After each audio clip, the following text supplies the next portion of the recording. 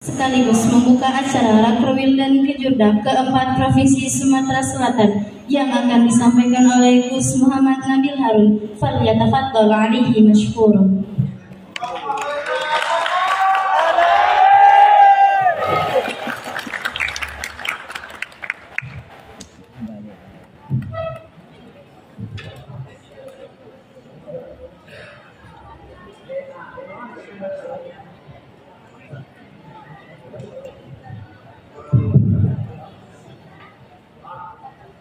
Assalamualaikum warahmatullahi wabarakatuh.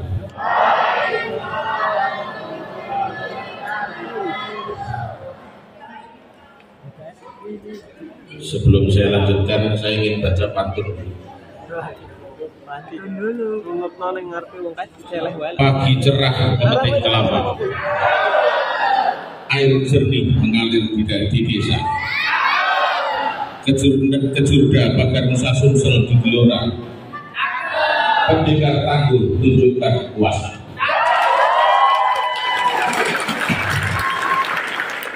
Bunga melati mekar di taman, harum semerbak terasa nyata. Pendekar bakar Nusa kuat bertahan, menang bertanding dengan bangga.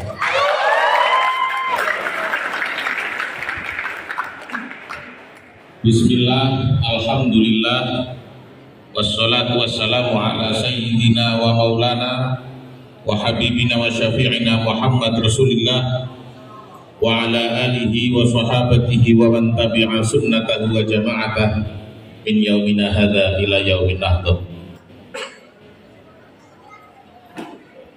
Bakar Nusa se-Sumatera Selatan di bawah pimpinan Ketua PW Bakar Nusa Sumatera Selatan Bapak Suhadi dan seluruh PC Bakar Nusa Sumatera Selatan, juga tidak lupa pada Ketua Pemprov IFSI Sumatera Selatan Bapak Edi Santana Putra.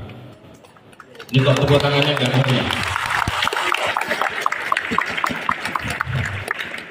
Mungkin kenalannya kurang meriah juga, jadi kurang meriah. Serta seluruh jajaran Pemprov IFSI, alhamdulillah semenjak dilantik menjadi wakil ketua umum PB IFSI, setiap datang ke daerah-daerah, ketua IFSI, Pemprov maupun Pemkab selalu hadir.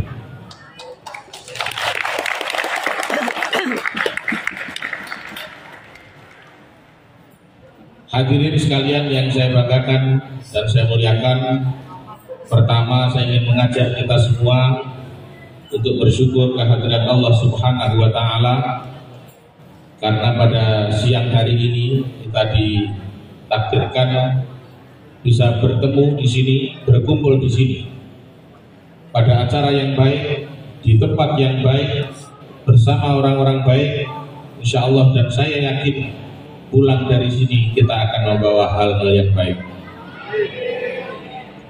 Salawat serta salam semoga tetap terhaturkan kepada junjungan kita baginda Nabi besar Muhammad Sallallahu Alaihi Wasallam. Semoga yang rajin baca salawat akan mendapatkan syafaat baik di dunia maupun di akhirat. Bakar Nusa Sumatera Selatan dalam beberapa kejurnas sebelumnya sudah melahirkan atlet-atlet yang luar biasa, banyak menggondol menyabet medali emas di kejuaraan nasional. Itu kejurnas yang dulu, tapi di kejurnas terakhir rupanya prestasi dari Bakar Nusa Sumatera Selatan anjlok. Nah, saya berharap di kejurnas besok ini Bakar Nusa Sumatera Selatan bisa menunjukkan, bisa melahirkan kader-kader terbaiknya, sehingga setidaknya Bakar Nusa Sumatera Selatan bisa masuk 3 besar di kejuaraan nasional yang akan datang. Saya sudah sering ke Sumatera Selatan ini Kalau ke Palembang 3 kali, tapi kalau ke Oku, Oki, dan lain sebagainya saya sudah sering datang, dan saya melihat potensi-potensi atlet yang ada di daerah-daerah di seluruh Sumatera Selatan ini cukup berimbang, cukup baik, sehingga ketika bertarung melawan Jawa Timur yang selama ini selalu menjadi juara umum, saya kira utusan atau kontingen dari Sumatera Selatan bisa memberikan perlawanan yang cukup menjanjikan.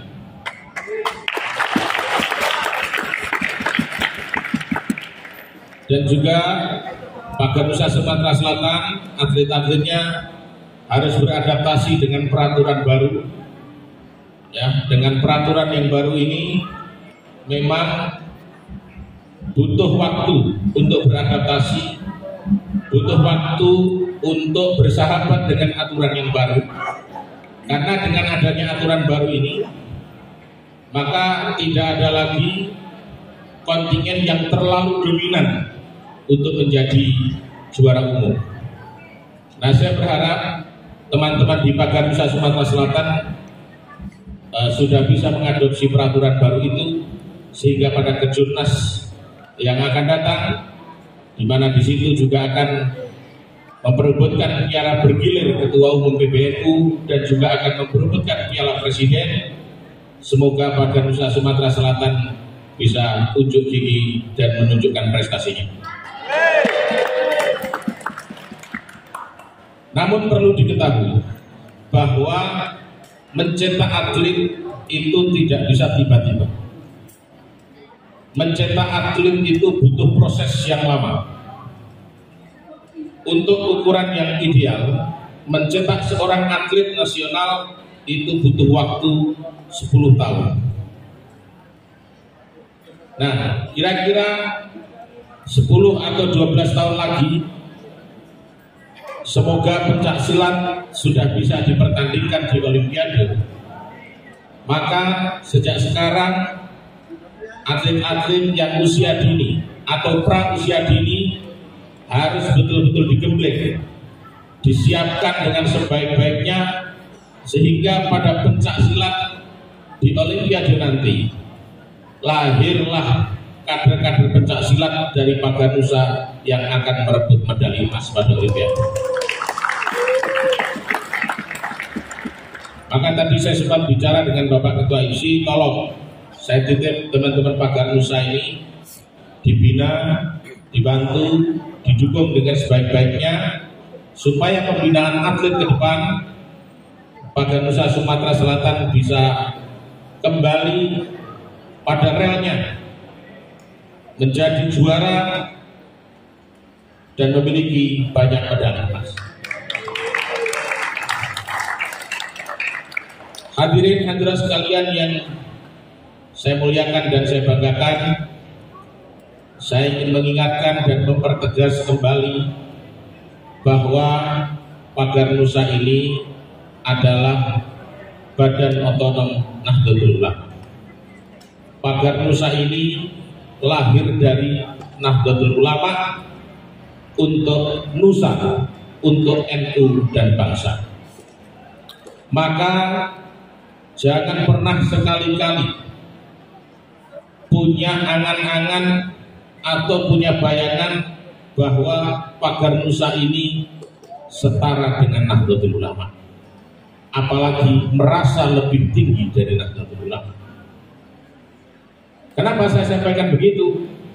Karena mulai ada penyakit-penyakit, ada badan otonom yang lagunya merasa setara atau merasa lebih tinggi dari Nahdlatul Ulama. Ini salah besar dan salah kaprah. Oleh karenanya, untuk adik-adik sekalian, saya ingin pertegas kembali, ingatkan kembali bahwa kita adalah Badan Otonom Nahdlatul Ulama yang lahir dari rahim Nahdlatul Ulama. Kita akan selalu patuh dan setia kepada Nahdlatul Ulama.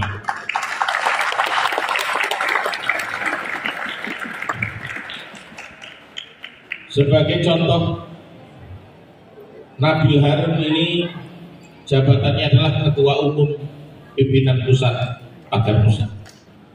Tapi dengan Rois Suriah di tingkat anak ranting sekalipun, maka seorang Ketua Umum Pagar Nusa harus hormat, harus takzim.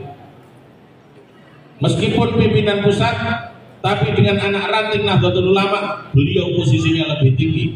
Posisinya sebagai orang tua kita, sebagai Nahdlatul Ulama. Maka jangan aneh-aneh, mentang-mentang ketua PW misalnya, terus dengan Rois Suriah ranting menyepelekan, tidak boleh. Nahdlatul Ulama adalah orang tua kita. Nahdlatul Ulama dengan potensi yang besar, bahwa 50% lebih dari penduduk Indonesia ini mengaku sebagai warga NU.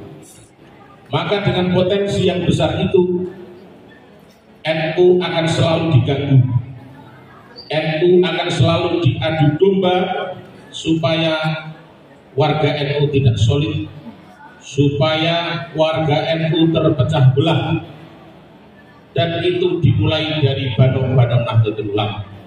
Maka saya ingin tekankan khususnya untuk Pagar Nusa, kita harus solid, harus satu komando, dan tidak boleh ada satu gerakan pun dari anggota Pagar Nusa tanpa perintah dari pimpinan pusat Pagar Nusa, pimpinan wilayah Pagar Nusa, maupun dari pimpinan Nahdlatul Ulama. Siap? Ini harus saya tekankan, harus saya tegaskan, supaya kita terbentengi dari pihak-pihak lain, dari anasir-anasir jahat yang ingin memecah belah Nahdlatul Ulama dan ingin mengadu domba Nahdlatul Ulama. Maka perintah saya selaku Ketua Umum Pimpinan Pusat Pagar Nusa kepada seluruh kader Pagar Nusa dimanapun Anda berada, perintahnya adalah satu, harus rajin sowan kiai, sowan para masyayikh, sowan para kiai minimal 1 bulan sekali. Terserah mau sowan kiai siapa, masyayikh siapa, minimal 1 bulan sekali sowan kepada para kiai, sowan kepada para masyayikh, baik yang masih hidup maupun sudah wafat. Kemudian ada yang bertanya, Gus, apa gunanya sowan kiai? Apa gunanya sowan masyayikh? Kemudian saya jawab, setidaknya kita akan mendapatkan 2 manfaat dengan sowan para kiai dan sowan para masyayikh. Yang pertama, untuk menjaga energi kita. Jadi dari pendekar-pendekar Pagar Nusa ini, yang kebal bacok, kebal tembak, dan kebal-kebal yang lain, itu hanya 10% dari kemampuan pribadi kita. Yang 90% sisanya